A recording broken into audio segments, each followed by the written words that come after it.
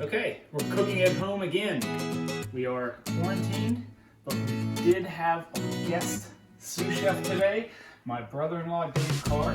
He's going to help us make homemade Polish pierogies. I got the recipe from an old Polish lady who was a good friend, my good friend's mother many years ago.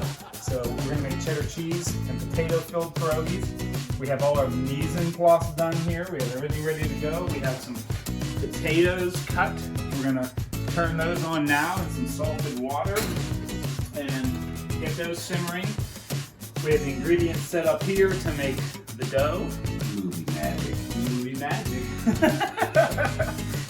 And by the way, Dave Carr is a prison guard, so he's a sous chef too for me. Absolutely. And then we have our ingredients here to start finishing the potato filling. So first off, Dave, if you could help me by starting to add the 2 cups, half of that flour into the mixer.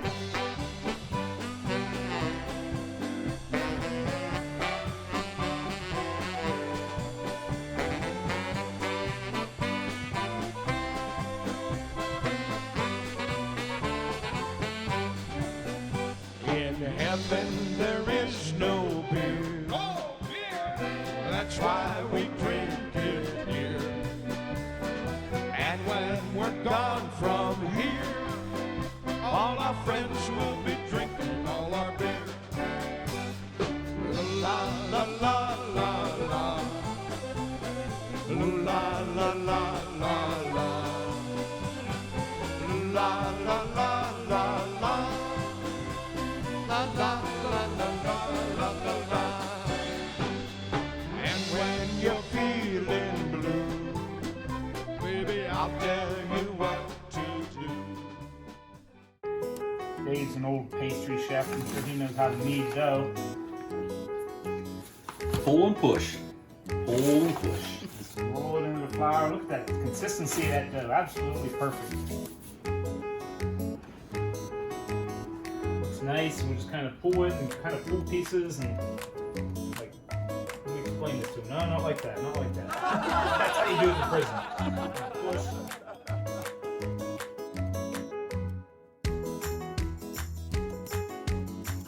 Okay, now we're just going to let the dough rest. We can cover it with a bowl. This will keep it. We cover it with plastic wrap. We have it, we wet it a little bit, cover it with a damp towel. We'll leave it sit there for a little bit so it doesn't dry out. Beer break. Okay, next. Sous chef is.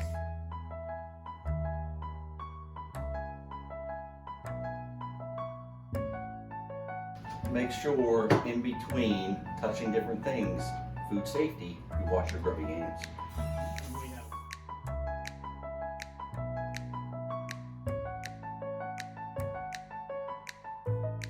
We strained the potatoes. They're cooked perfectly. We're going to put them back into a stainless steel bowl. Or whatever bowl you have. Whatever bowl you have. And now Dave is going to add the cheddar cheese, the melted butter,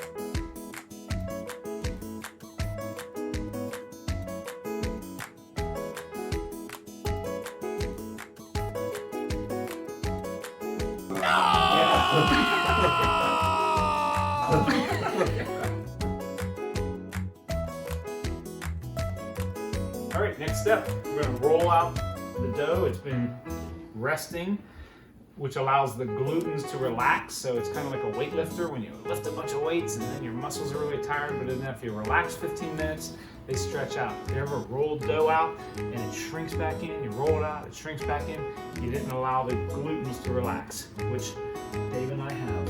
So we're just going to do half at a time. We'll chunk one of these off. What are you cutting that with, Scott? Very good question. This is a bowl scraper. meant to go into here, but it also works good as a bench cutter. You can use like this. And that's just a kind of small flexi plastic.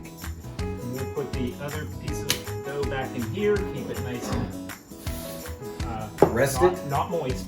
Keep it from drying out. I like rested. Okay. And now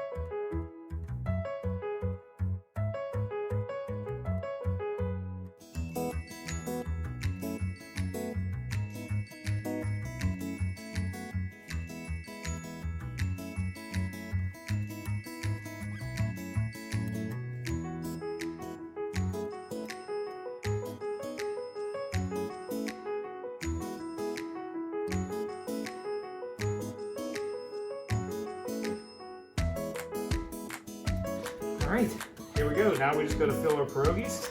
Dave did a marvelous job of rolling them out. 34. 34 pierogies. So you put a down. It'd be nicer if I had a small 1 ounce scoop or disher, but I don't. But that's okay. I just use a tablespoon. And you want to stretch the dough out around them. Maybe the next one I'll do a little less filling because you don't want to overfill them. And then we just pinch this the whole way around like that. Pinch the dough together. We need to fork the ends. Go ahead and grab a fork. There's two ways of doing it. You can either grab a fork or you can do like a little, almost like a little Asian twist to them like you do for steamed dumplings. For pot stickers. Yeah. And do that. We lay Remember them my on grandmother always forked the ends. Yes. So we just get a little bit. I'm going to do a little bit less. If we had a disher, we'd get a perfect amount in here. And it's a nice, soft, stretchy dough. We pull that out, crimp it up, and then Dave, you can Fork it. fork it. Look at that fork work. I'm a forking expert.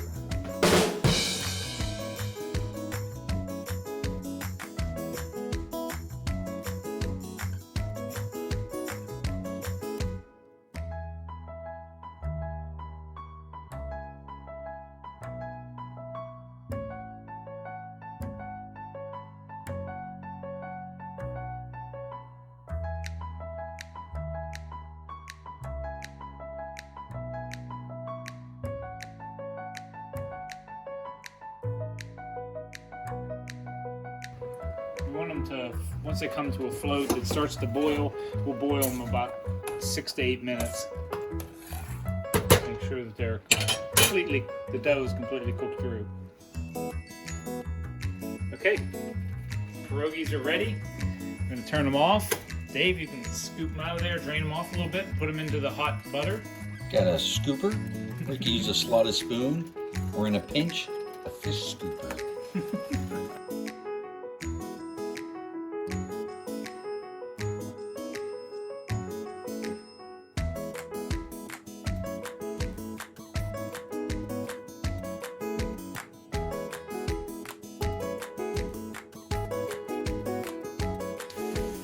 Let's get a little check.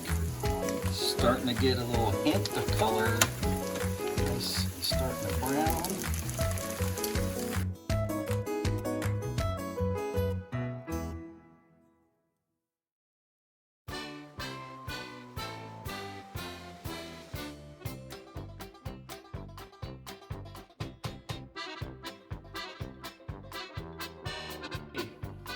Final product. The pierogies are done. We have extras so we can eat later. We have some in the freezer. We garnished them with the grilled onions in butter and some cheddar cheese, sour cream. We could have chives on here, anything you want. Dave doesn't like sour cream. Nope. So hit it plain. Just cheese and onions. Now we're ready to eat. And now we're gonna observe social distancing. We're all far apart. Cheers. Enjoy.